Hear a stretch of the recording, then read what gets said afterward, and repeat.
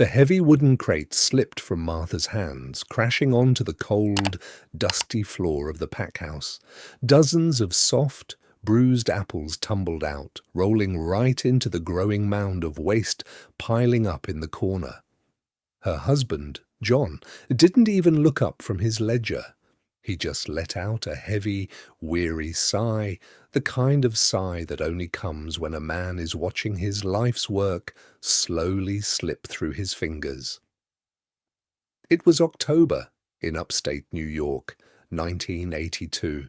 The autumn air was crisp, carrying the sweet, nostalgic scent of fallen leaves and fresh soil, but inside the barn, the atmosphere was suffocating. For 3 generations, the Miller family farm had supplied the county with the crispest Macintoshes and Honeycrisps around. But a brutal late summer hailstorm had changed everything in a single afternoon. The fruit wasn't ruined. It was still sweet, still juicy, but it was bruised. And in the eyes of the big city supermarket buyers, a bruised apple was a worthless apple. John rubbed his tired eyes, his calloused hands trembling slightly. "It's over, Martha," he whispered, his voice cracking under the weight of a ruined harvest. "The bank called this morning. If we can't make the mortgage payment by the 1st of the month, they're putting the land up for auction." Martha looked at the mountain of discarded fruit, then back at her husband's broken spirit. But instead of crying, something ignited deep inside her. Martha bent down and picked up one of the bruised apples. She wiped the dust off on her faded denim apron and bit into it. It was bursting with rich, honey-sweet flavor, the kind of pure, unadulterated taste that took her right back to her grandmother's kitchen on crisp Sunday mornings. "They might call these ruined, John," Martha said, her voice steady, "but the flavor is still in them. My grandmother used to say that the sweetest fruit is always the one that's been through a bit of weather." John just shook his head, running a hand through his graying hair. "Martha, emotional memories don't pay the mortgage. We need $20,000 in less than 30 days. People want picture-perfect fruit on display stands, not bruised cast-offs." That night, while the wind whistled through the old barn boards and the quiet country road outside fell dark, Martha couldn't sleep. She walked down to the cellar, guided by the soft yellow glow of an old kerosene lamp. Tucked away behind rows of dusty mason jars was a worn, leather-bound notebook. It belonged to her grandmother, a collection of hand-written recipes from a time when nothing on a farm was ever wasted, and every neighbor knew the value of honest work. She flipped to a page stained with dried vanilla and cinnamon, Grandma Miller's spiced apple, butter, and preserve. The next morning, long before the sun peeked over the rolling hills, Martha had the massive copper kettle out on the stove. The kitchen filled with the comforting, rich aromas of simmering apples, dark brown sugar, clove, and cinnamon. She didn't chop away the bruised spots to make them look pretty. She let them slow cook for hours until the natural sugars caramelized into a deep mahogany amber. By noon, the first batch was ready. She poured the hot, thick jam into 20 glass jars she had saved in the pantry, sealed them with fresh lids, and hand-wrote simple labels, "Harvest Miracle Apple Butter." "What are you doing with all this, Martha?" John asked, standing in the doorway, smelling the warm spices that filled the entire farmhouse. "I'm taking them down to the Saturday market on Main Street," she said simply. John stared at her, a mix of affection and desperation in his eyes. "The market? Martha, people go there for cheap vegetables. Nobody's going to buy homemade jam for enough money to save a farm." "They will if they taste it," she replied. Saturday morning arrived with a cool autumn bite in the air. The town square was bustling with familiar faces, farmers in their flannel coats, local shopkeepers sweeping their stoops, and old friends catching up near the corner diner. Martha set up a small folding table with a plaid tablecloth right near the old bell tower. Beside her jars, she placed a wooden board with small slices of freshly baked sourdough bread and a wooden spoon. At first, people just walked past. Folks were used to seeing Martha and John selling bushel baskets of raw apples, not small glass jars. The town gossip. Mrs. Gable, a woman whose opinion could make or break a local business, stopped and eyed the table with a skeptical squint. "What's this, Martha?" Mrs. Gable asked, her hand resting on her purse.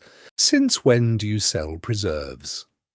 "It's a family recipe, Clara," Martha said, offering her a small piece of bread generously spread with a dark, aromatic jam. "Try it.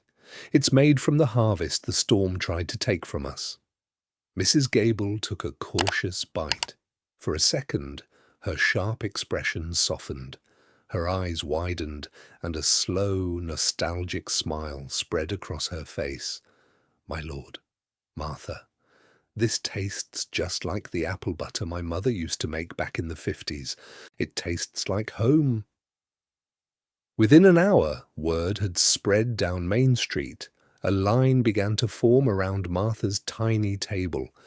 People weren't just buying a jar of jam. They were buying a taste of their childhoods, a piece of small-town history preserved in glass. By 3 o'clock in the afternoon, all 20 jars were gone. She had made $200. It was a drop in the bucket compared to the mortgage, but it proved one thing.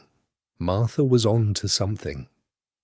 If stories like this one, stories about simple perseverance and finding value where everyone else sees waste, remind you of the resilience you grew up around, take a second to hit that subscribe button. It helps us keep sharing these heartfelt American tales with you. That evening, John sat at the kitchen table looking at the $200 bills. "It's amazing, Martha. It really is. But we have 20 days left. We need thousands of jars to clear the debt, and we don't have the equipment, the jars, or the time to cook like this by hand." Martha looked out the window at the barn, where thousands of pounds of bruised apples were still sitting in crates, slowly decaying with every passing hour. "Then we don't sleep," Martha said quietly, "and we ask for help." The next day, Martha took a gamble. She drove her old pickup truck into the neighboring county, straight to the doors of Holloway's General Store, the largest independent grocer in the region, known for supporting local products. The owner, Arthur Holloway, was a stern man who had run the store for 40 years. He didn't care much for sales pitches, but he respected hard work. "I've got 5 minutes, Martha," Arthur said, barely looking up from his paperwork in the back office. Martha didn't talk about her mortgage. She didn't talk about the hailstorm. She simply placed a jar on his desk, popped the lid, and handed him a spoon. "Just taste it, Arthur." Arthur grunted, took the spoon, and dipped it into the thick, dark preserve. He chewed slowly. The office went dead silent for 10 agonizing seconds. He swallowed, looked at the jar, and then looked at Martha. "How much of this do you have?" he asked, his voice low. "I have enough fruit to make 5,000 jars, Martha said, holding her breath. Arthur leaned back in his chair. "If you can deliver 500 jars to my store by next Friday, I'll put them right on the end cap, near the front register. But if you miss the deadline, the deal is off, and I won't order again." Martha's heart leaped, but as she walked back to her truck, reality hit her like a ton of bricks. 500 jars in 6 days was humanly impossible for one woman in a home kitchen. She drove back to the farm, her mind racing. When she pulled into the driveway, she saw 3 cars parked near the barn. Block 3. Martha stepped out of the truck, her boots crunching on the gravel drive. Standing on the porch were her neighbors, Sarah from down the road, old Mr. Gable holding a crate of clean glass, mason jars, and 2 young men from the church choir. Word about Saturday's success at the market had travelled fast through the small town. "We heard you've got a lot of apples to turn into jam, Martha," Sarah said with a warm smile, wrapping a heavy shawl around her shoulders against the autumn chill. "And we figured you shouldn't be doing it alone." Tears welling in her eyes, Martha unlocked the kitchen door. That evening the old farmhouse came alive like it hadn't in decades.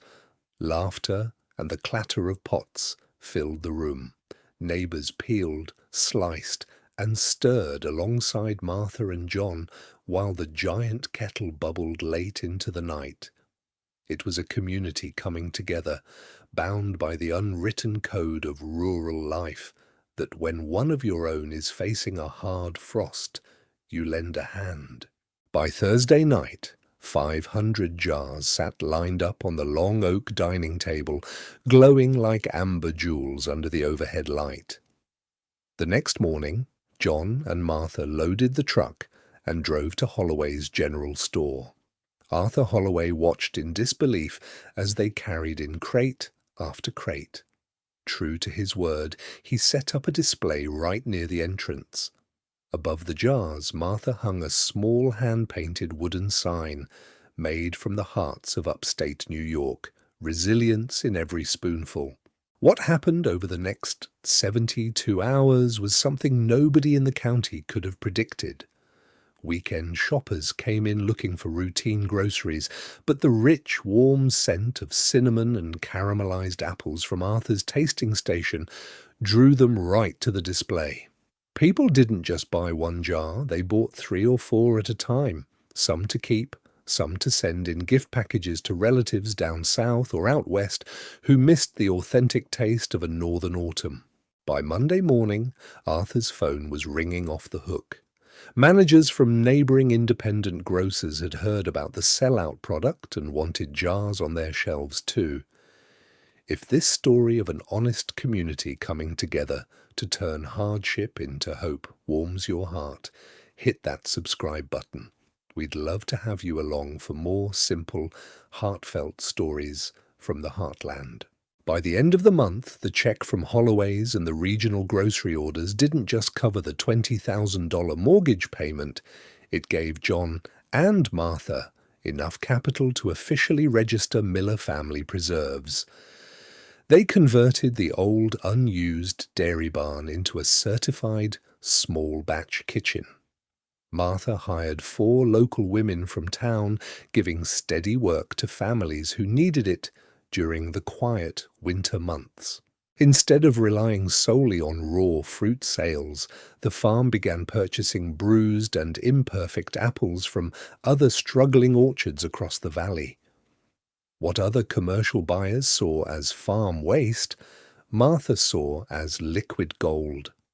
Within 3 years, what started as 20 jars cooked over a kitchen stove in a moment of utter desperation transformed into a thriving, 6-figure specialty foods business.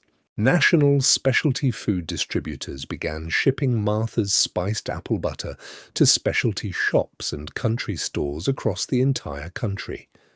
Yet, despite the success, Martha never changed the core of who she was. Every Saturday morning, if you walked down Main Street past the old bell tower, you could still find Martha sitting at her small folding table with a plaid tablecloth.